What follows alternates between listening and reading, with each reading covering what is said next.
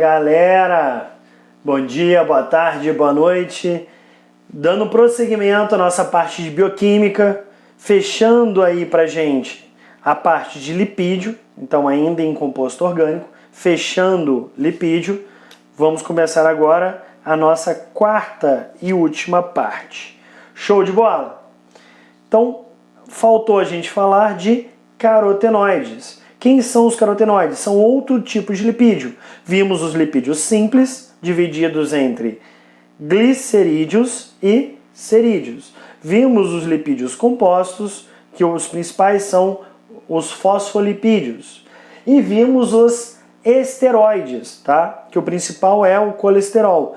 Lembrando vocês, tem aquele termo pejorativo de fulano está tomando bomba, fulano está tomando esteroide. O que quer dizer? Quando você tem esse termo genérico aí, só retomando o assunto da última aula, esse termo genérico, fulano está tomando bomba, tomando esteroide, anabolizante, basicamente isso tem uma relação por conta da testosterona.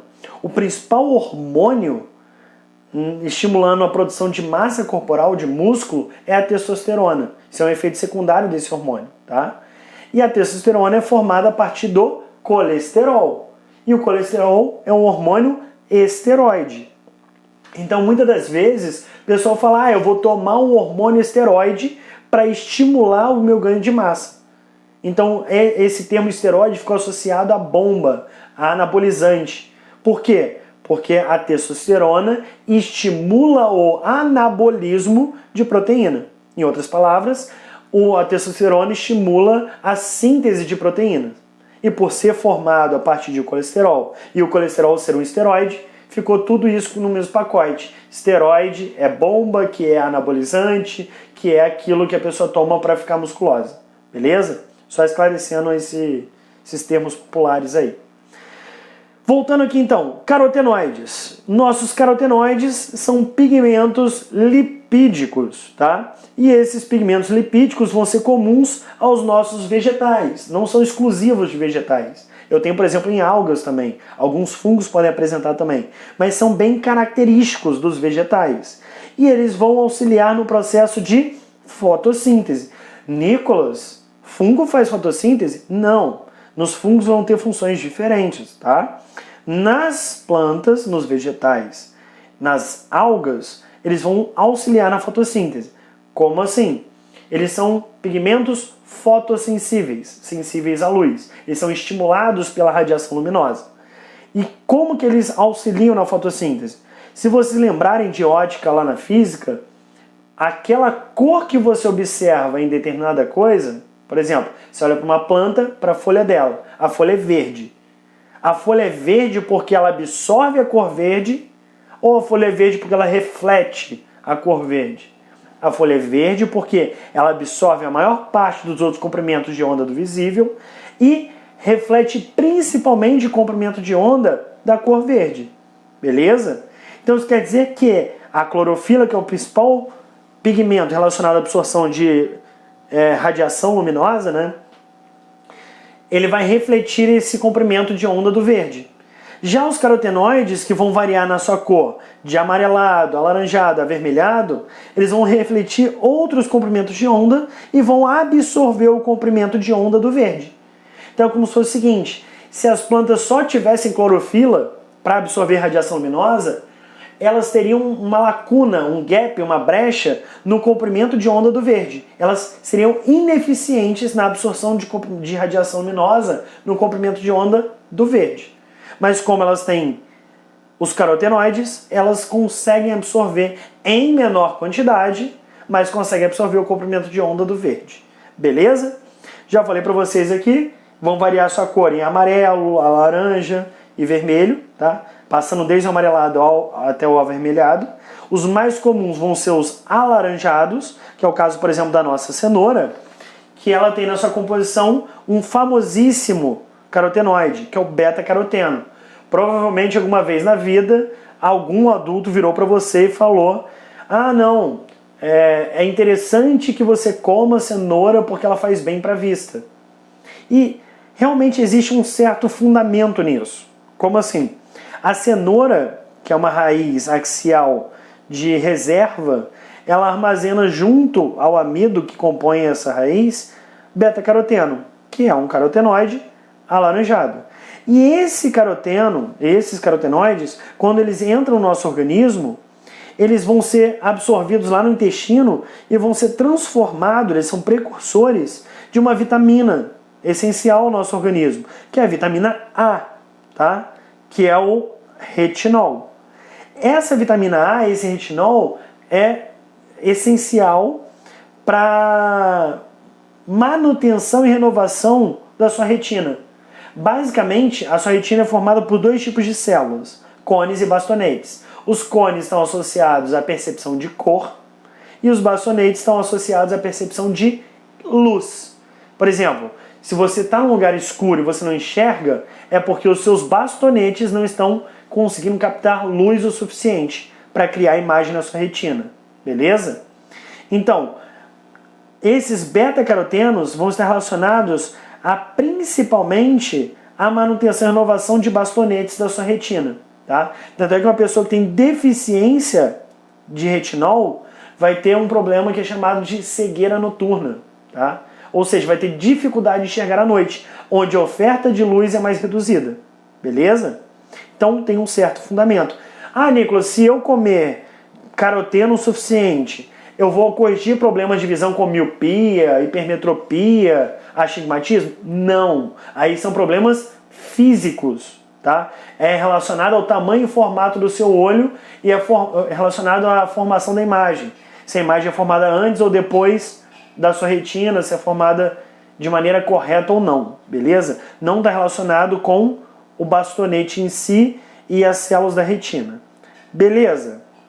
Lembrando vocês que o daltonismo é uma deficiência hereditária relacionada a problemas nos côneos, beleza? Mas existem outras deficiências onde a pessoa não consegue enxergar cores, que não necessariamente vai ser hereditária. Uma própria lesão no olho pode danificar os cones e impossibilitar a pessoa de perceber cores, beleza? Show de bola! De carotenoides, o importante pra gente era isso, tá? Agora a gente vai para as funções dos nossos lipídios, tá? Porque eu tô falando aqui, já falei de características, já falei de tipo, agora eu vou falar das funções. Por que é importante lipídio no nosso organismo? Tem várias funções. Por exemplo, tem uma função de reserva energética, tá? Os nossos adipócitos armazenam o triglicerídeo, que é aquele lipídio simples lá formado por 3 cadeias de ácidos graxos. E esse triglicerídeo armazenado dentro dos adipócitos, em vacúolos, tá aí uma parada interessante, abrindo um parênteses, né? Vocês acreditam, assim, são ensinados desde ensino fundamental, de que uma diferença de célula animal para célula vegetal é que a célula vegetal tem vacúolo e a célula animal não tem vacúolo. Na verdade, existe um tecido, um tipo de célula específico animal que vai ter vacúolo, que é justamente tecido adiposo. Os adipócitos têm vacúolos para armazenamento do triglicerídeo, tá? Ou de outros lipídios. Tranquilo? Então os adipócitos são as células que formam o tecido adiposo e essa reserva energética na forma de triglicerídeo é armazenada nos adipócitos, nesses vacúolos, e, portanto, no nosso tecido adiposo. Tem a função de modelagem corporal, tá? Nosso tecido adiposo ele vai estar moldando a forma do nosso corpo. Por exemplo, se você fala de uma pessoa que é muito obesa, desculpe pelo desenho pejorativo, tá, gente? Mas é mais uma representação esquemática. Se você tem uma pessoa que é muito obesa, ela vai ter uma modelagem corporal diferente de uma pessoa que é muito magra. Uma pessoa que é muito magra vai ter uma modelagem corporal relativamente diferente, tá? Consegue perceber a diferença? Aqui tem minha restrição na habilidade de desenhar e tem aqui um efeito didático de certo cunho pejorativo. Eu peço desculpa até vocês, mas é para que fique claro esse exemplo, tá? Outra função além da modelagem corporal, isolante térmico, também associado ao tecido adiposo. Quando a gente fala, por exemplo, que os ursos hibernam e por isso, antes de hibernar, precisam comer bastante para formar uma grande camada de tecido adiposo, parte dessa camada de tecido adiposo vai funcionar como reserva energética para a produção de calor e parte vai funcionar como isolante térmico. beleza? Além da função de isolante térmico, ele vai ter uma função de isolante elétrico. Vai formar o que a gente chama de bainha de mielina dos nossos neurônios. As células de Schwann são células que vão se enrolar ao redor do axônio e são células que têm uma composição extremamente lipídica. São basicamente células formadas por lipídios que se enrolam ao redor desse axônio do neurônio, que vão ter justamente essa função de isolante elétrico, beleza? Função na fluidez da membrana plasmática, que é aquilo que eu falei para vocês que o colesterol tem.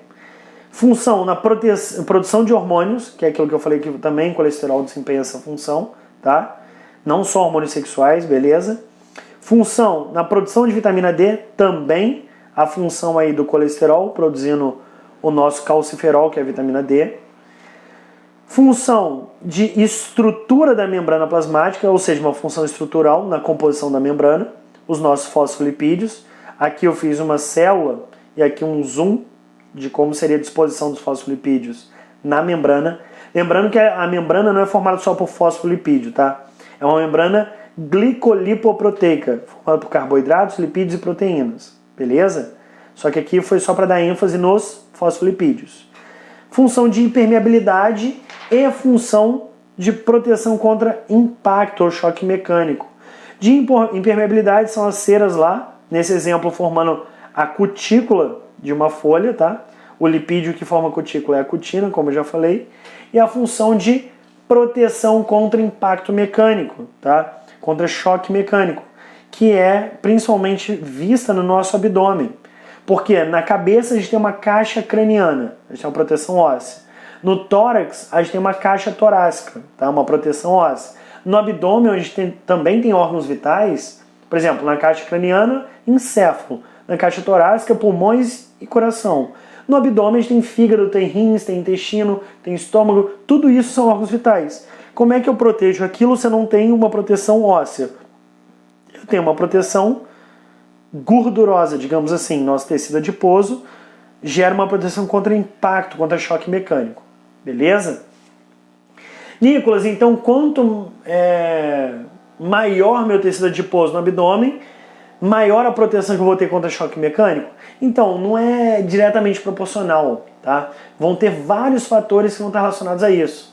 Tem até em filmes que já apareceram do tipo, uma pessoa extremamente obesa, pessoa de mais de 300 quilos, ela conseguiria parar uma bala no seu tecido adiposo antes de perfurar órgãos vitais. Tipo, programas sensacionalistas que especulam essas coisas. Então, não é bem assim, tá? Não é exatamente quanto maior minha camada de gordura, meu tecido adiposo, maior proteção contra impacto. Não é diretamente proporcional. Tem algumas outras variáveis aí. Mas sim, o tecido adiposo age nesse amortecimento de impactos. Beleza? Galera, foi nossa quarta e última aula, fechando esse nosso módulo de lipídios. Beleza? Fechar por aqui, já me estendi, passando mais de 10 minutos aí, chegando a 14 minutos. Beleza? Grande abraço aí a vocês e bons estudos!